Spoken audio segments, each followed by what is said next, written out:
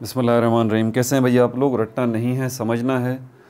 Syntax book board first year chemistry chapter number 6 states of matter का part 21 करने जा रहे हैं हम। 21 और इसमें दो टॉपिक देख लेते हैं आज, क्रिस्टल लैटिस और यूनिट सेल। कॉपी पेंसिल ले लीजिए, लेक्चर को नोट करना है और मुस्कुराते रहना है। पिछली वीडियोस अगर देखनी है आप लोगों को तो अब मैंने हर वीडियो की डिस्क्रिप्शन में लिंक्स दे दिए हैं प्लेलिस्ट के। क्या कहा मैंने? जितनी भी प्लेलिस्ट बनी हुई है ना चैनल पे मेरे, सारी प्लेलिस्ट के लिंक्स जो हैं वो आपको हर वीडियो की डिस्क्रिप्शन में मिल जाएंगे। 11th केमिस्ट्री की जो प्लेलिस्ट है उसका भी लिंक आपको इसी वीडियो की डिस्क्रिप्शन में मिल जाएगा, किसी भी वीडियो की डिस्क्रिप्शन में मिल जाएगा। इसके अलावा जो दूसरे प्लेलिस्ट हैं उनके भी लिंक्स मौजूद हैं, जैसे कि हमारे पास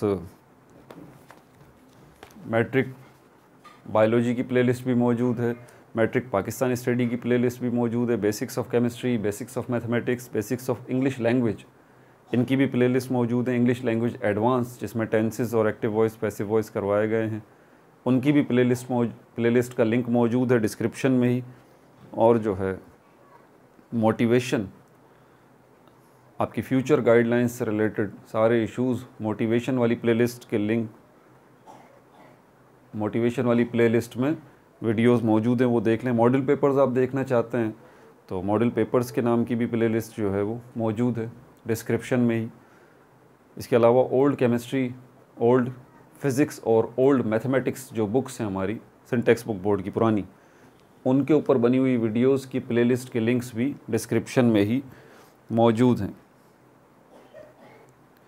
टू द पॉइंट या शॉर्ट आपको 1 मिनट के अंदर जवाब चाहिए तो शॉर्ट्स के नाम से प्लेलिस्ट मौजूद है, उसमें जाइए। 1-1 मिनट की वीडियोज़ हैं, 1-1 मिनट की, तो उसमें व्हाट सीरीज़ है ये पूरी की पूरी, क्या का जवाब आपको मिल जाएगा। एटम क्या है, आयन क्या है, मॉलिक्यूल क्या है, फार्मूला यूनिट क्या है, इस क्या का जवाब आपको वहाँ से मिल जाएगा।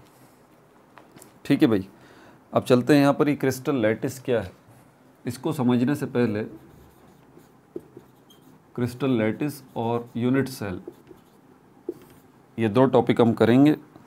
उसके बाद पेज नंबर 133 पे ये बुक में देख सकते हैं आप।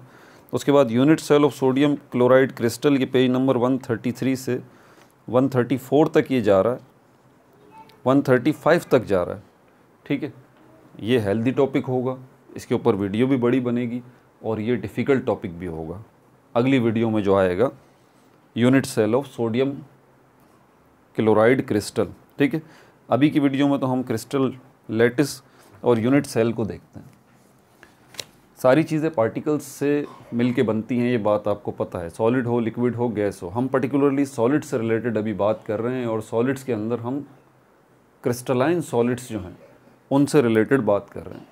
ये जो क्रिस्टलाइन सॉलिड हैं ये भी जो 4 ग्रुप्स में हमने डिवाइड किए थे, आयोनिक सॉलिड्स हैं, कोवलेंट सॉलिड्स हैं, मेटेलिक सॉलिड्स हैं और जो है हमारे पास मॉलिक्यूलर सॉलिड्स हैं, ये सारे के सारे क्रिस्टलाइन सॉलिड्स जो 4 ग्रुप्स में डिवाइड किए गए थे। तो ये सॉलिड्स जो हैं पार्टिकल्स से मिलके बने हैं डेफिनेटली, कहीं आयंस से, कहीं मॉलिक्यूल्स से, कहीं एटम्स से। इनकी अरेंजमेंट जो है इसको समझना बहुत ज़रूरी है आपका, कि अरेंज कैसे हुए हैं ये पार्टिकल्स जो हैं इन सॉलिड्स के अंदर। एक बात, दूसरी बात आपको ये बात जहन नशीन रखनी है, उसको भूलना नहीं है कि जो ये क्रिस्टलाइन सॉलिड्स हैं ये 3D हैं। वैसे तो सारी चीज़ें 3D हैं, हमारी पूरी ज़मीन पर सारी चीज़ें 3D हैं, छोटी से लेके बड़ी से बड़ी तक सब 3D है, 3 डायमेंशनल हैं। आसान लफ्ज़ों में हर चीज़ की लंबाई भी है, चौड़ाई भी है, ऊंचाई भी है, लेंथ भी है, ब्रेड्थ भी है और हाइट भी है, जिसको वॉल्यूम हम कहते हैं। तो हम कहते हैं कि हर ऑब्जेक्ट 3D है, तो इसका मतलब ये है कि हर ऑब्जेक्ट का वॉल्यूम है, मतलब उसकी लंबाई भी है, चौड़ाई भी है और ऊंचाई भी है। इस बात को भी जहन में रखें। तो सॉलिड के अंदर ये जो पार्टिकल्स हैं तो ये एग्जैक्टली लंबाई, चौड़ाई और ऊंचाई, लेंथ, ब्रेड्थ और हाइट में ही अरेंज हुए हैं। समझ में आ रही है बात आपको? और जब ये लेंथ, ब्रेड्थ और हाइट में अरेंजमेंट है इन पार्टिकल्स की सॉलिड के अंदर, तो ये आपस में इनकी कोई ना कोई एक ज्योमेट्रिकल शेप लाजमी बनेगी। ठीक है, क्रिस्टल को बेसिकली ऐसे ही सॉलिड को कहा जाता है जिसकी कोई ना कोई ज्योमेट्रिकल शेप हो। बाकी अमरफस सॉलिड्स जो हैं उनकी तो कोई ज्योमेट्रिकल शेप जो है वो होती नहीं है। बहरहाल क्रिस्टल लैटिस जो है इसको देख लें। तो क्रिस्टल लैटिस से पहले ज़रा ये लैटिस वर्ड को समझ लीजिए। लैटिस वर्ड का मतलब आसान सा है डिस्प्ले। डिस्प्ले का मतलब होता है दिखाना। आपको पता है ये डिस्प्ले वर्ड क्या है, आपकी स्क्रीन का डिस्प्ले है, इसका मतलब है शो, दिखाना, शो। डिस्प्ले किस चीज़ का डिस्प्ले है ये? Display of points, display of points representing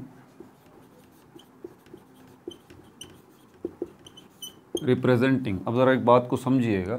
मैंने कहा है कि आपसे हमेशा इस बात पे एम्फेसाइज़ करता हूँ, कोई आपसे पूछता है भाई ये क्या है, मैं ये पूछता हूँ ये क्या है, तो मुझे टू द पॉइंट जवाब दीजिए कि ये मार्कर है। और जब आपसे पूछा जाए क्रिस्टल लैटिस क्या है तो आप एक वर्ड में जवाब दें ये डिस्प्ले है। अगला सवाल उसी से खुद निकलेगा, भाई किस चीज़ का डिस्प्ले है? कोई साइंस एग्जीबिशन है उसका डिस्प्ले है, या बुक्स का डिस्प्ले है, या मोबाइल्स का डिस्प्ले है। ठीक है, डिस्प्ले का मतलब तो शो करना है ना, तो किस चीज़ को शो किया जा रहा है, किस चीज़ का डिस्प्ले हो रहा है? तो आप ये बताएं ये पॉइंट्स का डिस्प्ले है, इस तरह के पॉइंट्स, इस तरह के पॉइंट्स का डिस्प्ले है। जैसे कि मैंने आपको ये अभी ये दिखा दिया,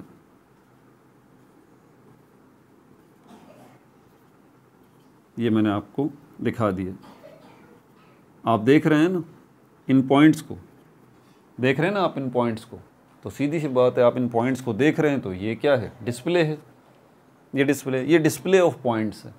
ठीक है, तो लैटिस क्या है? ये भी डिस्प्ले है। किसका डिस्प्ले है भाई? ये पॉइंट्स का डिस्प्ले है। अब ये पॉइंट्स जो हैं किसी सॉलिड के अंदर क्या पॉइंट होते हैं?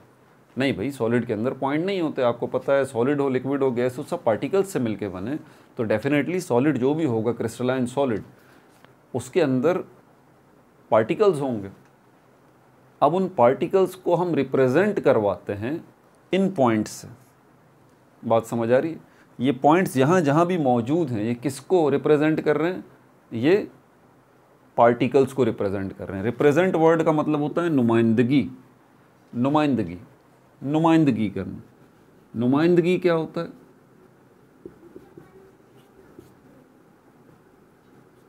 नुमाइंदगी क्या होता है? जैसे आपको किसी मीटिंग में जाना है, आप जा नहीं सकते, तो आप अपने बेटे को रिप्रेजेंटेटर बना के भेज देते हैं, अपना नुमाइंदा बना के भेज देते हैं उस मीटिंग के अंदर। आपका बेटा जाता है, बोलता है I am the representator of my father, मैं अपने फादर का नुमाइंदा हूँ, रिप्रेजेंटेटर हूँ। तो आपके बेटे को उसी तरह ट्रीट किया जाएगा जैसे आपको ट्रीट किया जा रहा है। क्यों? क्योंकि आपने क्या बोला है कि ये भाई मेरा बेटा है और ये मेरी नुमाइंदगी करेगा, ये मुझे रिप्रेजेंट करेगा। समझ में आ गई बात? हालांकि आप खुद घर में बैठे हुए हैं, ठीक है, और आपका बेटा वहाँ पर जा रहा है, तो वो आपकी जगह पर नुमाइंदगी कर रहा है, रिप्रेजेंट कर रहा है। ठीक है, आपको रिप्रेजेंट कर रहा है, आपकी नुमाइंदगी कर रहा है, आपकी जगह पर मौजूद है। तो यहाँ पर इस लैटिस के अंदर, इस डिस्प्ले के अंदर, ठीक है, जो पॉइंट्स आपको नज़र आ रहे हैं, ये किसको रिप्रेजेंट कर रहे हैं? Representing atoms, ions, molecule. तीन ही चीज़ें हैं ना भाई, तीन ही चीज़ें हैं। आपको पता है सॉलिड्स, क्रिस्टलाइन सॉलिड्स जो हैं उनके अंदर तीन ही चीज़ें हैं। क्रिस्टलाइन सॉलिड्स या तो एटम्स से मिलके बने हैं, या आइंस से मिलके बने हैं, या मॉलिक्यूल्स से मिलके बने हैं। तो ये जो पॉइंट्स का डिस्प्ले आपको नज़र आ रहा है, ये पॉइंट्स का जो आपको लैटिस नज़र आ रहा है, ठीक है, ये किन को रिप्रेजेंट कर रहा है? ये एटम्स को, आइंस को और मॉलिक्यूल्स को। क्लियर हो गई ये बात? तो क्रिस्टल लैटिस का वर्ड जब भी आ जाए तो आप समझ जाइए कि क्रिस्टल के अंदर डिस्प्ले हो रहा है पॉइंट्स का, और क्रिस्टल के अंदर ये पॉइंट्स का जो डिस्प्ले हो रहा है ये किसको रिप्रेजेंट कर रहे हैं? ये रिप्रेजेंट कर रहे हैं पॉइंट्स, एटम्स को, आइंस को और मॉलिक्यूल्स को। ठीक है भाई, अब यहाँ पर आगे बात करते हैं। ठीक है, प्लेस्ड एट 3D स्पेस, इनको पॉइंट्स को रखा कहाँ गया है? Placed at 3D space, 3 dimensional space में इनको रखा गया है। यहाँ बोर्ड की तरफ देखना बंद करें और मेरी बात सुनिए ज़रा, अपनी इमेजिनेशन को एक्टिव करें। इन पॉइंट्स को स्पेस में रखा गया है, इन पॉइंट्स को 3D अरेंज किया गया है। इसका मतलब ये पॉइंट्स जो हैं वो लंबाई में भी हैं, चौड़ाई में भी हैं और ऊंचाई में भी हैं। देखें, जब एक क्रिस्टल है अगर वो ख़ुद 3D है, मतलब 3 डायमेंशनल है, उस क्रिस्टल की लंबाई भी है, चौड़ाई भी है और ऊंचाई भी है, और ये क्रिस्टल एटम्स से, मॉलिक्यूल्स से या आइंस से मिल के बना है, तो डेफिनेटली इस क्रिस्टल के अंदर एटम्स, आइंस और मॉलिक्यूल्स जो हैं वो भी लंबाई में हैं, चौड़ाई में हैं और ऊंचाई में हैं। समझ में आ रही है बात आपको? तो एटम्स हों या मॉलिक्यूल्स हों या आइंस हों, वो उस क्रिस्टल के अंदर लंबाई में भी हैं, चौड़ाई में भी हैं, ऊंचाई में भी हैं। क्योंकि ये पॉइंट्स एटम्स, आइंस और मॉलिक्यूल्स को रिप्रेजेंट कर रहे हैं, तो डेफिनेटली ये भी लंबाई, चौड़ाई और ऊंचाई में, यानी कि 3 डायमेंशनली प्लेस हुए हुए होंगे 3D स्पेस के अंदर। समझ में आ गई बात आपको? इसकी एक और डेफिनेशन यहाँ पे देख लीजिए आप, और लिख के, क्या है ये, व्हाट, क्रिस्टल लैटिस क्या है, और आपको इसको आसान करना तो बोलना है regular repeated 3D arrangement. Regular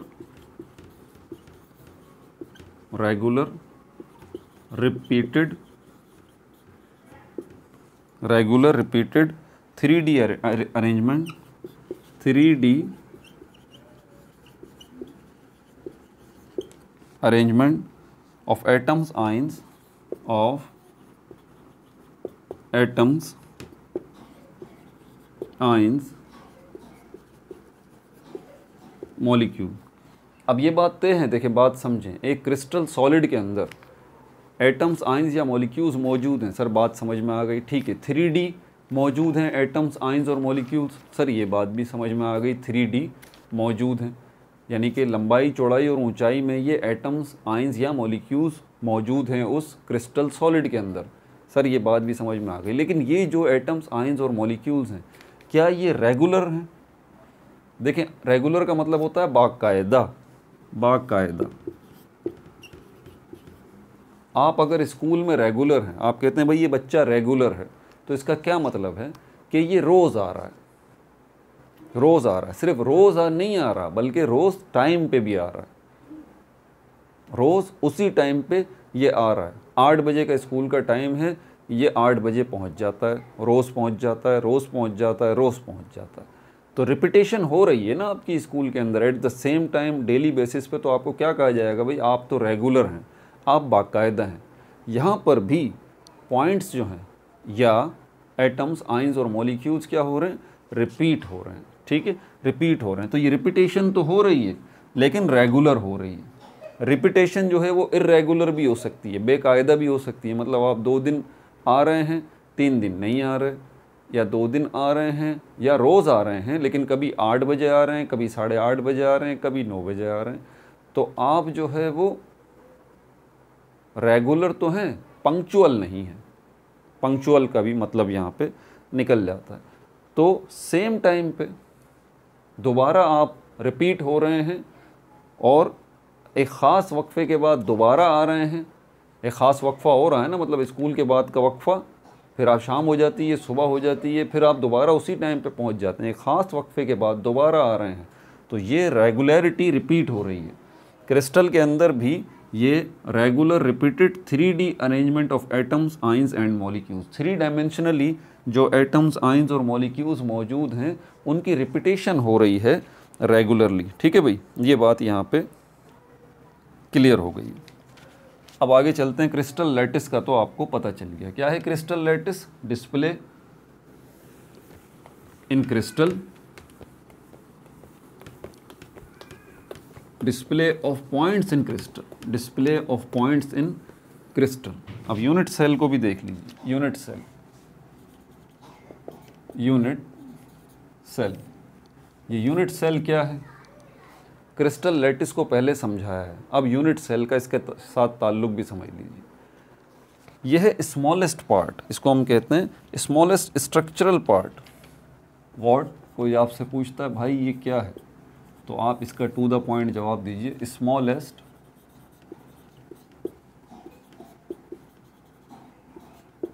structural part, smallest structural part of a crystal lattice. Of आ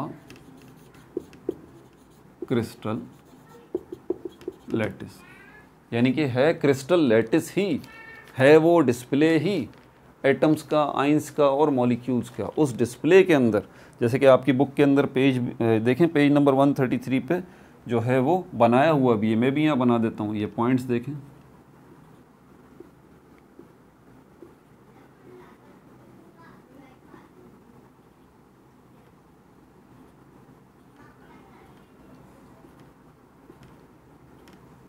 ये एटम्स आप इनको समझ लें, आप इनको आइंस समझ लें, या आप इनको मॉलिक्यूल्स समझ लें, ठीक है, ये पॉइंट्स हैं। अब मैं आपसे कहता हूँ कि ये जो आपको पॉइंट्स नज़र आ रहे हैं, तो इन पॉइंट्स में क्या रिपीटेशन हो रही है? पहली बात, ये पॉइंट्स किसको रिप्रेजेंट कर रहे हैं? आप कहेंगे सर ये पॉइंट्स या तो एटम्स को, या मॉलिक्यूल्स को, या आइंस को रिप्रेजेंट करेंगे। फिर मैं आपसे पूछता हूँ भाई ये एटम, आइन या मॉलिक्यूल्स जो हैं, क्या ये रेगुलरली रिपीट हो रहे हैं? आप बोलेंगे हाँ सर बिल्कुल रेगुलरली रिपीट हो रहे हैं, एक के बाद दूसरे में जितना डिस्टेंस है वही है वही है। दूसरी बात, ऐसा नहीं है कि एक पॉइंट यहाँ पर है तो दूसरा पॉइंट यहाँ पर है, नहीं, एक पॉइंट यहाँ पर है तो दूसरा पॉइंट यहाँ पर है, तीसरा पॉइंट यहाँ पर है, चौथा पॉइंट यहाँ पर है। अगर ऐसा होना होता कि एक पॉइंट यहाँ होता और दूसरा यहाँ होता, तो यही तरतीब आगे चलती ऐसे, देख रहे हैं आप। हालांकि आप इसमें इसमें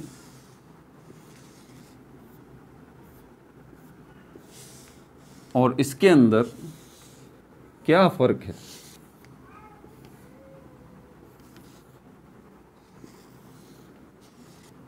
इसमें और इसमें फ़र्क क्या है?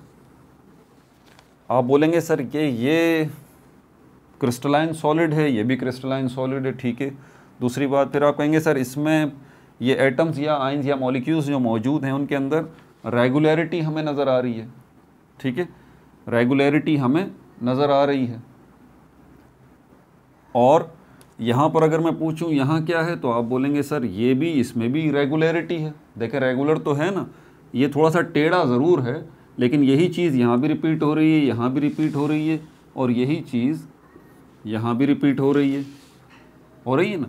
तो ये रेगुलरिटी इसके अंदर भी है, फ़र्क एंगल का है, फ़र्क एंगल का है, फ़र्क एंगल का है।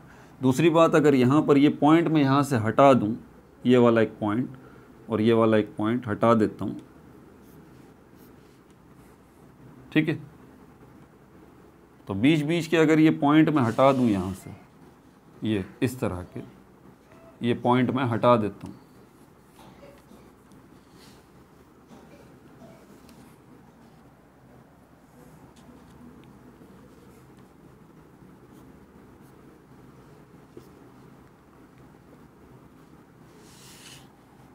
यहाँ तक लेके चलते हैं, इसको हटा देते हैं, हाँ इसको भी हटाते हैं। दोनों चीज़ें भी आपको समझ आ जाएंगी।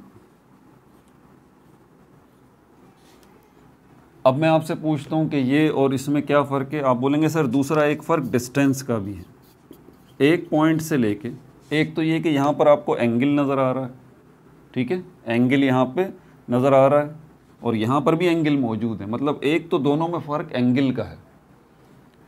क्रिस्टल लैटिस ये भी है, क्रिस्टल लैटिस ये भी है, ठीक है।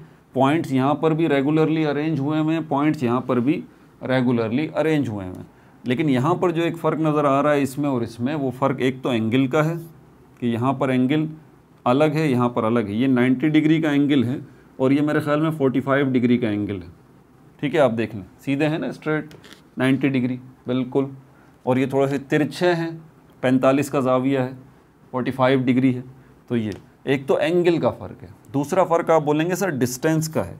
यहाँ एक पॉइंट से लेके दूसरे पॉइंट तक का डिस्टेंस जो है ये 10 सेंटीमीटर का है, सपोज़ 10 सेंटीमीटर का, और यहाँ पर आप कहेंगे सर एक पॉइंट से लेके दूसरे पॉइंट तक का डिस्टेंस जो है वो 5 सेंटीमीटर का है ना। तो ये दो चीज़ें हैं जो मैटर करती हैं, ठीक है, ये दो चीज़ें हैं जो मैटर करती हैं।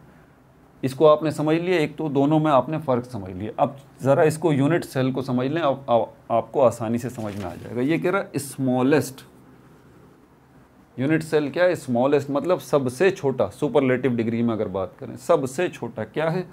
स्ट्रक्चरल पार्ट, ऐसा हिस्सा जो कि स्ट्रक्चर बना रहा है, बॉडी बना रहा है, यानी कि क्रिस्टल बना रहा है, क्रिस्टल की बॉडी बना रही है। तो क्रिस्टल की बॉडी बनाने वाला सबसे छोटा हिस्सा, क्रिस्टल की बॉडी बनाने वाला सबसे छोटा हिस्सा of a crystal lattice, crystal lattice का, जब मैं कह रहा हूँ क्रिस्टल को बनाने वाला सबसे छोटा हिस्सा, या दूसरे लफ्ज़ों में ये कहूँ कि क्रिस्टल लैटिस का सबसे छोटा हिस्सा, तो बात एक ही है ना। तो ये जो क्रिस्टल लैटिस है, ये जो डिस्प्ले आपको नज़र आ रहा है, ये जो क्रिस्टल लैटिस है, ये जो डिस्प्ले आपको नज़र आ रहा है, इसमें सबसे छोटा पार्ट ऐसा जो कि रिपीट हो रहा है बार बार, वो क्या है? वो यूनिट सेल कहलाएगा। ये देखें यहाँ इसका ऊपर वाले क्रिस्टल का यूनिट सेल ये है, देखें ना, रिपीट हो रहा है ना, इससे छोटा कुछ भी नहीं है, यही रिपीट हो रहा है। और इसका यूनिट सेल जो है वो ये है, देखें ये रेक्टेंगल बार बार रिपीट हो रहा है, और आगे इसी तरह चला जाएगा, ये और आगे इसी तरह चला जाएगा। अगर ये नीचे आएगा तो इसी तरह आएगा, ये नीचे आएगा तो इसी तरह आएगा। मतलब ये जो आपको नज़र आ रहा है स्ट्रक्चर, ठीक है, ये जो आपको यूनिट सेल नज़र आ रहा है, ये स्मॉलेस्ट पार्ट जो आपको नज़र आ रहा है, ये लंबाई में भी आपको ऐसे ही मिलेगा इस क्रिस्टल के अंदर, चौड़ाई में भी आपको ये इसी तरह मिलेगा, और ऊंचाई में भी आपको ये इसी तरह मिलेगा। मतलब इस तरह के स्मॉलेस्ट पार्ट जो हैं, इस तरह के जो यूनिट सेल हैं, वो पूरे के पूरे इस क्रिस्टल की लंबाई में, चौड़ाई में और ऊंचाई में बिखरे हुए हैं। बिल्कुल इसी तरह इस तरह के जो यूनिट सेल हैं, ये पूरे के पूरे इस क्रिस्टल की लंबाई में बिखरे हुए हैं, चौड़ाई में बिखरे हुए हैं और ऊंचाई में बिखरे हुए हैं। समझ में आ गई बात? तो हम ये कह सकते हैं जिस तरह दीवार जो है वो ईंटों से मिलके बनती है, ईंटों की देखें सबका साइज़, शेप जो है, ज्योमेट्री ईंटों की बिल्कुल एक जैसी होती है, और जब वो ईंटें मिलती हैं तो दीवार बनती है। बिल्कुल इसी तरह क्रिस्टलाइन सॉलिड्स जो हैं कब बनते हैं? जब ये यूनिट सेल्स जो हैं ये आपस में मिलते हैं, ये सारे यूनिट सेल एक ही जैसे होते हैं, ठीक है, सबकी ज्योमेट्री एक ही जैसी होती है, और ये मिलते हैं आपस में, तो क्या बनता है? क्रिस्टलाइन सॉलिड बनता है। यहाँ पर यूनिट सेल ऐसा है। अब यहाँ पर ये देखें, ये इस तरह का पूरे क्रिस्टल की जो ज्योमेट्री है, अब ज़रा मेरी बात ध्यान से सुनिएगा, पूरे क्रिस्टल की जो ज्योमेट्री है वो ऐसी क्यों है? कुछ क्रिस्टल हेक्सागोनल क्यों है, कुछ टेट्राहेड्रल क्यों है, कुछ क्यूबिक क्यों है? इस क्यों का जवाब ये है क्योंकि उनके यूनिट सेल जो हैं वो या तो टेट्राहेड्रल हैं, या तो वो फिर हेक्सागोनल हैं, या फिर वो क्यूबिक हैं। क्योंकि जैसा यूनिट सेल की ज्योमेट्री होगी वही एज अ होल पूरे के पूरे जो है वो क्रिस्टल की ज्योमेट्री होगी। समझ में आ रही है बात आपको? अब यहाँ पर दो चीज़ें मैंने आपको बता दी हैं यहाँ पर, लेकिन एक यूनिट सेल दूसरे यूनिट सेल में, क्योंकि क्रिस्टल्स की ज्योमेट्री डिफरेंट होती है, तो समझ जाइए कि हर क्रिस्टल के अंदर जो यूनिट सेल है उसकी ज्योमेट्री में फ़र्क है। इस यूनिट सेल की ज्योमेट्री अलग है, इस यूनिट सेल की ज्योमेट्री अलग है। कौन सी चीज़ें हैं जो कि फ़र्क लेके आ रही हैं यूनिट सेल में? ये एंगल और डिस्टेंस मैंने अभी आपको एक्सप्लेन कर दिया। इसी मुनासबत से हमारे पास, क्योंकि ये 3D है, ये 3D है, 3 डायमेंशनल है, तो आपको पता है अगर 3 डायमेंशनल होगा, 3D होगा, तो इसका मतलब क्या हुआ? लेंथ भी होगी, ब्रेड्थ भी होगी और हाइट भी होगी, ठीक है। इस लेंथ, ब्रेड्थ, हाइट को जो है हम 3 कोनों से रिप्रेजेंट करते हैं। यहाँ पर आपकी बुक में भी मौजूद है, डू यू नो के साथ ये बना हुआ है, आप देखें, ठीक है। तो इन डिस्टेंसेस को जो है,